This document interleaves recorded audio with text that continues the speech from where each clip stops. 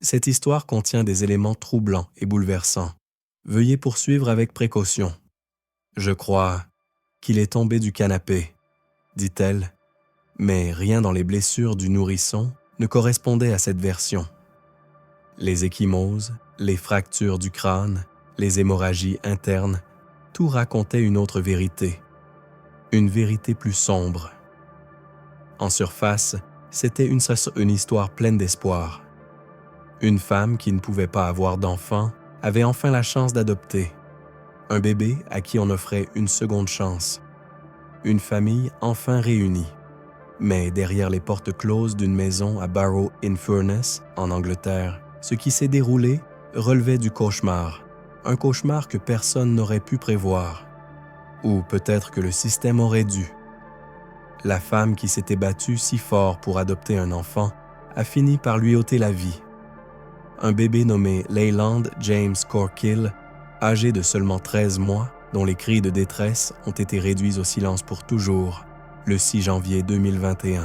Aujourd'hui, je vais vous raconter une histoire qui a brisé une communauté, mis en lumière les failles d'un système et laissé une mère biologique en deuil de l'enfant qu'elle n'a jamais eu la chance d'élever. Une histoire qui avait commencé dans l'espoir et qui s'est terminée dans l'horreur. Commençons par ce petit garçon, dont le nom mérite d'être gravé dans les mémoires. Leyland James Corkill est né le 21 décembre 2019, à Cumbria, en Angleterre, un bébé d'hiver arrivé à quelques jours de Noël. Dès le début, ceux qui l'ont rencontré ont parlé de sa lumière, de sa douceur et de son sourire contagieux.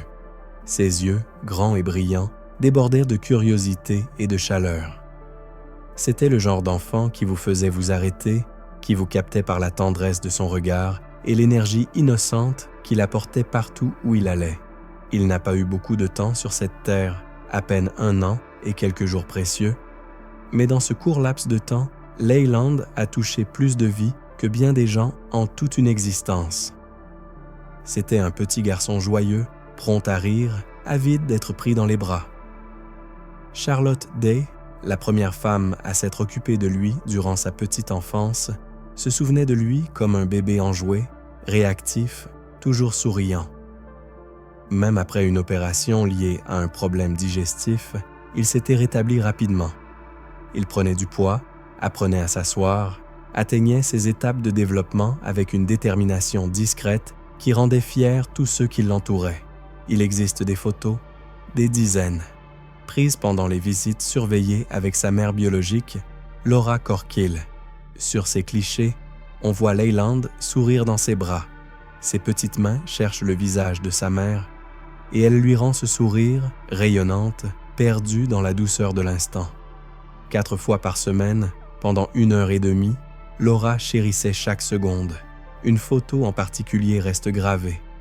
Leyland, dans un pyjama bleu clair, les joues roses, reposant paisiblement contre l'épaule de sa mère. Ce sera la dernière photo jamais prise d'eux ensemble. Leyland n'a jamais appris à marcher. Il n'a jamais prononcé « maman », mais il a vécu. Il a souri, il a été aimé et il méritait tellement plus. Pour comprendre comment Leyland James Corkill a fini dans la maison des Castle, il faut revenir en arrière, à 2 femmes très différentes, mais portant le même prénom, Laura. La première s'appelait Laura Corkill, la mère biologique de Leyland. Sa vie avait été marquée par la violence et les épreuves. Des années avant la naissance de son fils, elle avait subi une relation toxique et abusive. Quand elle trouva enfin le courage de demander de l'aide aux services sociaux pour faire sortir son compagnon violent du foyer, leur réponse ne fut pas de la protéger, mais de lui retirer ses enfants. Cette décision la brisa. Son monde s'effondra. Mais lorsqu'elle découvrit qu'elle était enceinte de Leyland, Laura y vit une chance de rédemption, une possibilité de devenir la mère qu'on ne lui avait jamais permis d'être. Elle décora elle-même la chambre du bébé, choisit son prénom bien avant sa naissance et rejoignit des groupes de soutien pour femmes victimes de violences conjugales. À 22 semaines de grossesse, elle rencontra sa première assistante sociale qui la rassura. Rien n'indiquait qu'on lui retirerait son enfant. Mais cet espoir fut de courte durée.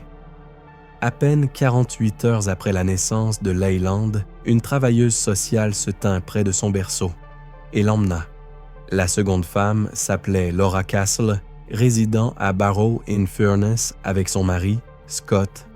Elle ne pouvait pas avoir d'enfant.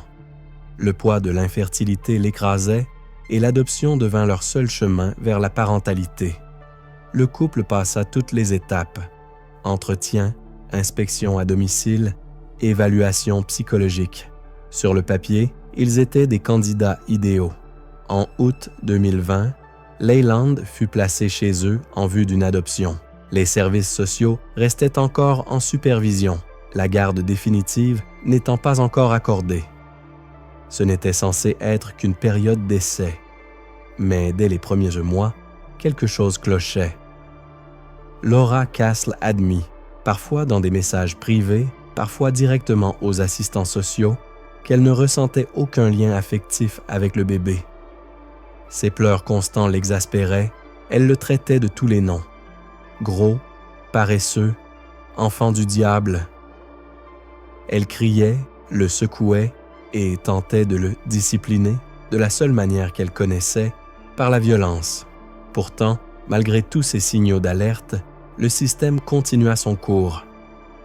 Les Castle furent autorisés à garder Leyland, tandis que la femme qui l'avait mis au monde, qui le serrait dans ses bras lors des visites surveillées et qui l'aimait d'un amour farouche, était priée de tourner la page.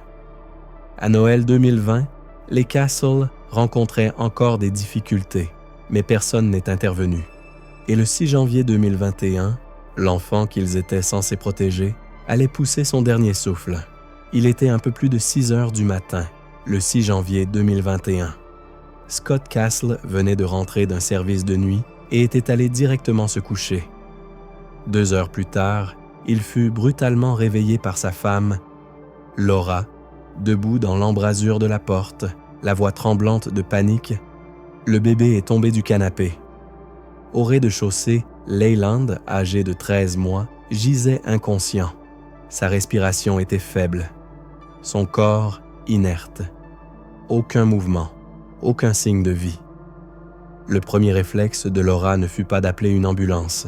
Elle tenta de lui prodiguer les premiers secours, puis attendit. Ce n'est qu'à 8h30, plus de 2 heures plus tard, qu'elle appela enfin le 999 pour signaler qu'un enfant était en état critique. Leyland fut transporté en urgence à l'hôpital pour enfants Alder Hey de Liverpool, où les médecins découvrirent des blessures étendues et dévastatrices. Œdème et hémorragie cérébrale, traumatisme spinal, ecchymose sur tout le corps. L'équipe médicale fit tout ce qu'elle put, mais dès le lendemain, Leyland s'était éteint à peine quelques semaines après avoir fêté son premier anniversaire. L'explication initiale de Laura Castle, selon laquelle Leyland serait tombé du canapé, s'effondra rapidement. Les blessures étaient assez bien trop graves. Les médecins comparèrent la violence du traumatisme à celle d'un accident de voiture à grande vitesse ou d'un violent secouement contre une surface dure. Les examens révélèrent également des signes de maltraitance répétés, des bleus au visage et aux oreilles, des lésions autour de la bouche dues à un allaitement au biberon trop brutal, ainsi que des traumatismes internes incompatibles avec une simple chute. Interrogée, Laura finit par avouer. Elle avait secoué Leyland avec violence pour faire taire ses pleurs. Sa tête avait heurté la coudoir du canapé, accidentellement, affirma-t-elle. Elle dit avoir perdu le contrôle, qu'elle était fatiguée, dépassée, qu'elle ne voulait pas lui faire de mal. Mais les preuves racontaient une toute autre histoire. Les messages retrouvés sur son téléphone révélaient un schéma inquiétant. Elle se plaignait de Leyland depuis des mois, le décrivant comme insupportable, impossible à aimer. Elle admettait lui avoir donné des claques, l'avoir tiré brutalement, avoir souhaité qu'il se taise une bonne fois pour toutes. Scott Castle, bien qu'il ne fût pas directement impliqué dans le geste fatal, porta la responsabilité de son silence. Il avait lu ses messages. Il avait répondu aux plaintes de sa femme par des blagues morbides allant jusqu'à écrire « Donne-lui une bonne grosse claque », suivi d'un emoji qui rit. Mais il n'avait jamais agi, jamais intervenu. Et quand cela comptait le plus, il n'était pas là. Quand la vérité éclata, il était déjà trop tard, dès l'arrivée des secours. Des soupçons ont entouré la version des faits donnée par Laura Castle. Les blessures ne concordaient tout simplement pas. Une simple chute du canapé ne pouvait pas expliquer un tel niveau de traumatisme. Un traumatisme que des spécialistes allaient plus tard comparer à celui observé dans les cas de syndrome du bébé secoué ou de coups violents portés à la tête. L'autopsie a confirmé ce que les médecins redoutaient déjà. Leyland James avait subi un important œdème cérébral, des hémorragies, des lésions à la moelle épinière et des blessures internes. Plusieurs ecchymoses ont été relevées, certaines récentes, d'autres plus anciennes. Preuve claire de violences répétées. Les enquêteurs ont rapidement mis au jour les traces numériques du couple. Les échanges de textos entre Laura et Scott révélaient une réalité glaçante.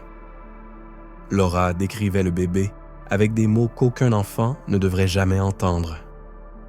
Elle admettait l'avoir giflé, secoué et exprimait ouvertement sa frustration face à ses pleurs incessants. Bien que Scott n'ait pas été présent physiquement lors du drame final, il était parfaitement au courant des accès de colère de sa femme. En réponse, il se contentait de paroles vides, parfois même d'encouragements dangereux.